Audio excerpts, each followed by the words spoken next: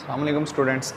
हमारा अगला टॉपिक है बायोलॉजी 10th क्लास में सेंसरी ऑर्गन्स, जिन्हें हम रिसेप्टर्स की बात कर रहे थे कि ह्यूमन बीइंग्स के अंदर कुछ ऐसे रिसेप्टर्स होते हैं जो सेंस का काम करते हैं, यानी कि बहुत सारी चीज़ों की डिटेक्शन करने में वो हेल्प कर रहे होते हैं। तो हमने पहला ऑर्गन पढ़ा आई, जो कि विजुअलाइजेशन में हेल्प करता है। अब दूसरा ऑर्गन हमारे पास है वो ईयर है, जो बेसिकली तौर पर हेयरिंग में और बॉडी बैलेंसिंग में, जिसे हम बॉडी इक्विलिब्रियम की बात करते हैं, उसको मेंटेन करने में ये हेल्प कर रहा होता है। ठीक है, तो इसके कौन कौन से पार्ट्स हैं, क्या क्या उसका फंक्शन है, वो हम अभी बात कर लेंगे।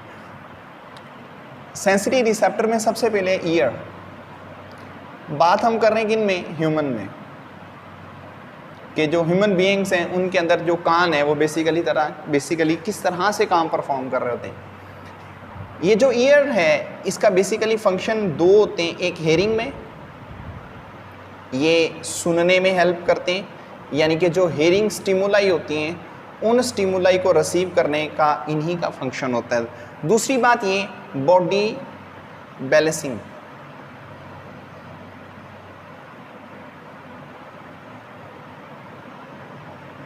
जिस्म को बैलेंस करना, यानी कि जो इसका इक्विलिब्रियम है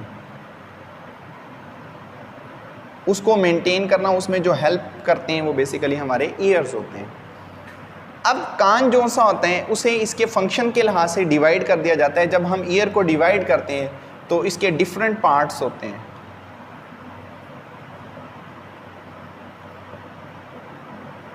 सबसे पहला हिस्सा आउटर ईयर, दूसरा हिस्सा मिडल ईयर,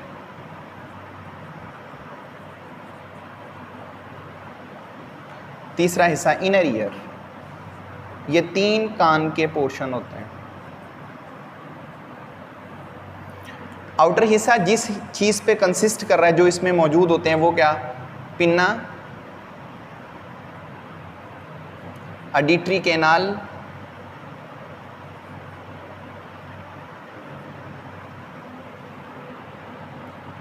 इसके बाद ईयर ड्रम। ये तीन स्ट्रक्चर यहाँ पर मौजूद होती हैं। इसके बाद middle ear, ossicles, round window, Oval window, Eustachian tube.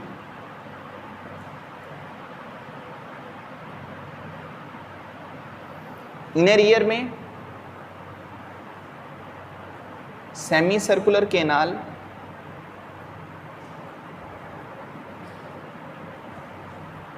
Vestibules,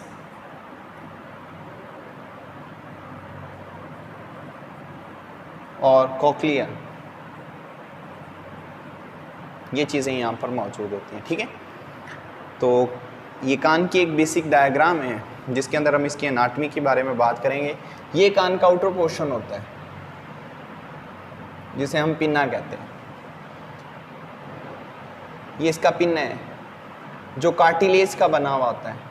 इसके ऊपर स्किन, उसकी एक परत चढ़ी हुई होती है, इसे हेलेक्स कहते हैं। ये वाला पोर्शन कहलाता है एंटी हेलेक्स, इसे लोब कहते हैं। ठीक हो गया। अंदर वाली साइड ये कैनाल होती है, इसे ऑडिटरी कैनाल कहते हैं।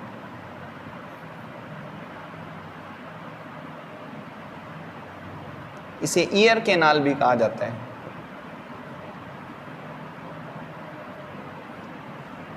लास्ट के ऊपर यहाँ पर एक स्ट्रक्चर होती है जिसे हम ईयर ड्रम कहते हैं। इसका सेकंड नेम टिम्पैनिक मेम्ब्रेन भी होता है।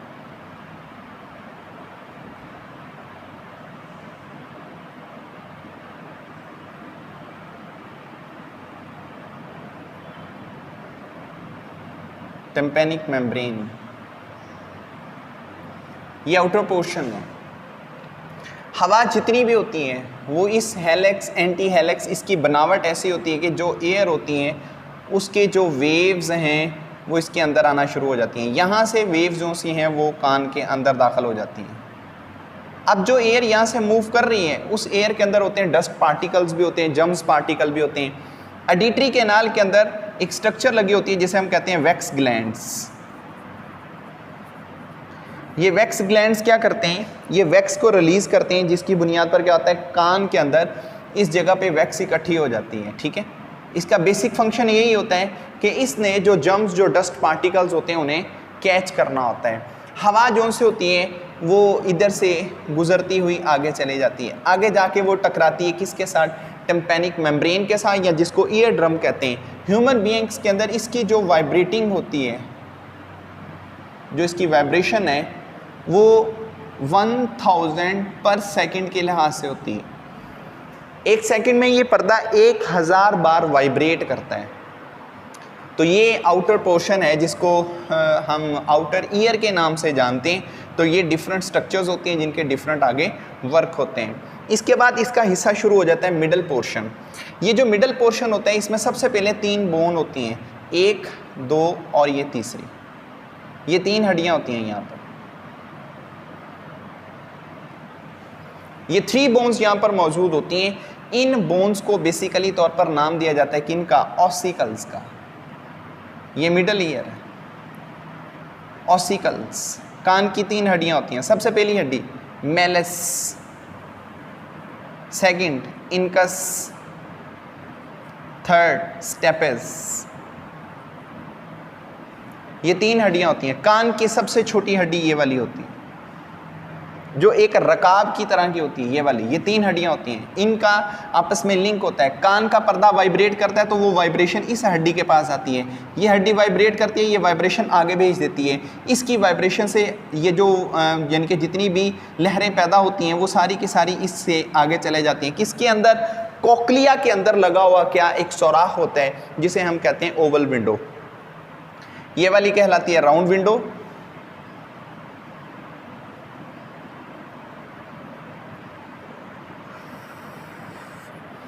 ये कहलाती है ओवल विंडो।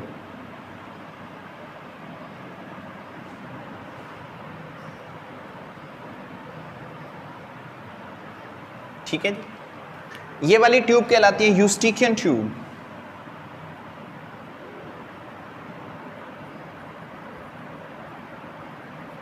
इस ट्यूब का फंक्शन ये है, ये एक्सेस एयर को थ्रोट में उतार देगी। इसका डायरेक्ट लिंक थ्रोट के साथ होता है। किस मकसद के लिए, प्रेशर को मेंटेन करने के लिए।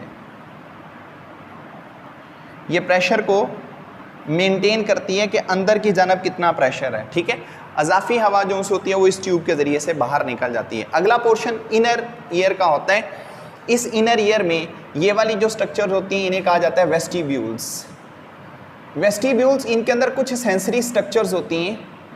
उन सेंसरी स्ट्रक्चर्स का काम ये होता है, यानी कि जो सेंसरी नर्व्स कह लें या सेंसरी इसके अंदर स्ट्रक्चर्स मौजूद होती हैं, उनका फंक्शन ये होता है कि जो भी बॉडी की इंफॉर्मेशंस आती हैं, जब हम मूव करते हैं, आती वो ब्रेन से ही है, वो इंफॉर्मेशन जितनी भी हैं वो कान के इस पोर्शन से आगे ब्रेन की तरफ जा रही होती हैं। ठीक है, ये काम होता है वेस्टिब्यूल्स का। यहाँ पर सेमी सर्कुलर केनाल्स लगी होती हैं 3, ये पहली, ये दूसरी और ये तीसरी। इन्हें सेमी सर्कुलर केनाल्स कहते हैं। सेमी कहते हैं हाफ को, सर्कल कहते हैं दायरे को, सेमी सर्कुलर ये केनाल्स हैं। ये 3 केनाल होती हैं। फंक्शन इनका क्या होता है, ये बॉडी की पोस्चर को मेंटेन करते हैं। बॉडी पोस्चर कि बॉडी गिरे नहीं, बॉडी डगमगाए नहीं, उस चीज़ को मेंटेन करना इनका फंक्शन होता है। ठीक है, इसके बाद ये वाली कहलाती हैं कोक्लियल नर्व्स।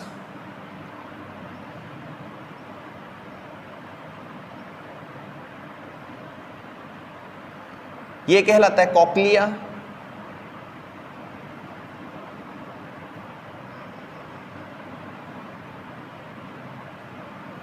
ठीक है, अब जितनी भी साउंड होती हैं वो सारी की सारी साउंड जो कि इनसे गुजर के आती हैं वो राउंड विंडो के जरिए अंदर चले जाती हैं। किसके अंदर, कॉक्लिया में। कॉक्लिया के अंदर बेसिकली तौर पर एक फ्लूइड होता है जिसे कॉक्लियल फ्लूइड कहते हैं। ये फ्लूइड वाइब्रेट करने लग जाता है। इसके वाइब्रेशन से अंदर लगे होते हैं सीलिया। ये सीलिया बीट करते हैं।